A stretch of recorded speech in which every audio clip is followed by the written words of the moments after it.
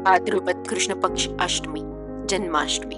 अत्याचारों और रात्रि की कालिमा में प्रकाश, आशा, ज्ञान का जन्म। बालकों के दुलारे, युवाओं के सखा, माता के नटखट बालक, वृद्धों के पुत्र और भक्त के स्वयं प्रभु श्री कृष्ण का जन्मदिन।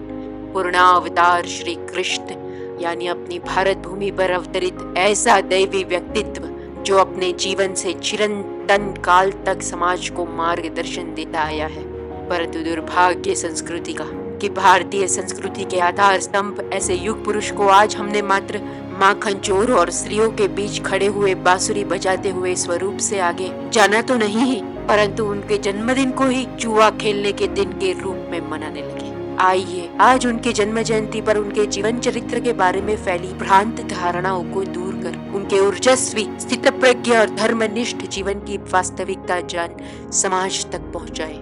अत्याचारी कंस गोकुल के लोगों से कर के रूप में मक्खन की वसूली करता था। बाल का ना कर रूपी मक्खन को गोकुल से मथुरा ले जाने वाली गोपियों को रोक उनकी मटकी फोड़ देते और उनके घर पर ऊपर टंगी मक्खन की मटकियों से मक्खन चुरा गोकुल पुत्रों के साथ बांट सबके साथ मिलके मक्खन खा।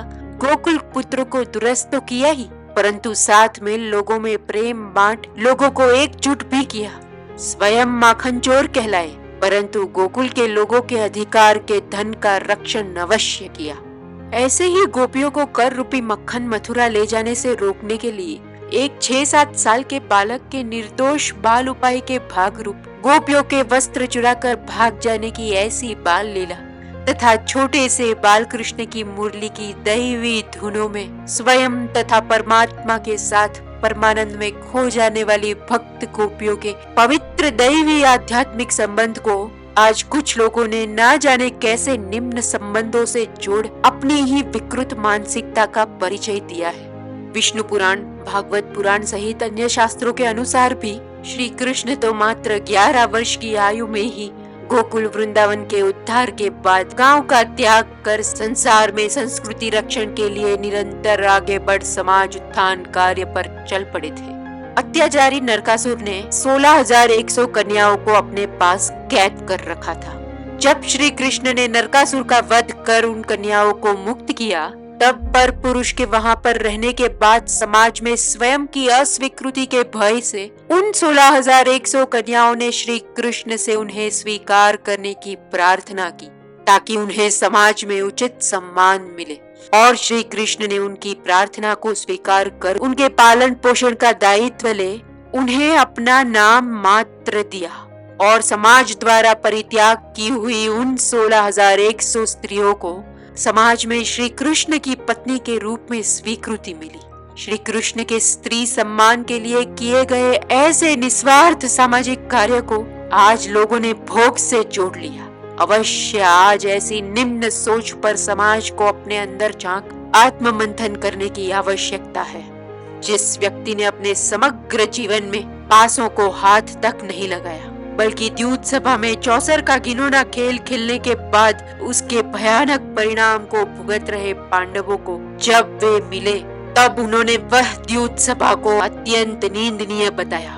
उन्होंने कहा, स्त्रियों के प्रति आसक्ति, मद्यपान, शिकार और जुआ निंदनीय है। जुआ खेलने से ऐसा सर्वनाश होता है जो कल्पना से भी बाहर है। यदि मैं उस द्यूत सभा में उपस्थित होता और यह बात मेरे समझाने तथा बलपूर्वक रोकने पर भी वे नहीं मानते, तो मैं उनका वध भी कर देता, परंतु अधर्म का साथ कभी नहीं देता।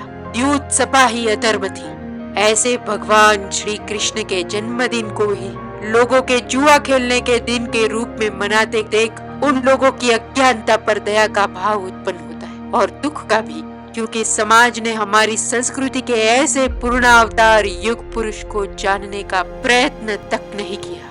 गौ माता के जैसे परमार्थपूर्ण जीवन जीने वालों के रक्षक श्री कृष्ण, मोर पंख के जैसे अनेकों जीवन रंगों से रंगीन, सदा आनंदमय पवित्र श्री कृष्ण, बांसुरी से ब्रह्म को जोड़ता जीवन ज्ञान, जीवन संगीत श्री कृष्ण, अधर्म और अनीति के विध्वंसक, सुदर्शन चक्रधारी, धर्मनिष्ठ, स्थित प्रज्ञ श्री कृष्ण, मनुष्य मात्र को अनंत वर्षों के लिए गीता का अमृत देने वाले जगत गुरु श्री कृष्ण सांस्कृतिक कार्य तथा संसार की व्यापक रक्षा में विघ्न रूप व्यक्तिगत प्रतिज्ञा का कोई मूल्य नहीं हो सकता। यह दृढ़ सिद्धांत समाज को देने वाले समाज उद्धारक श्री कृष्ण आइए आज ऐसे श्री कृष्ण के तत्वज्ञान को बुद्धि में धारण कर हृदय में कृष्ण जन्म करवाए, यानी अपनी इंद्रियों के बीच कृष्ण के विचारों का जन्म करवा शरीर को गोकुल बना ध्येय पूर्ण जीवन को जीने का प्रयास करे।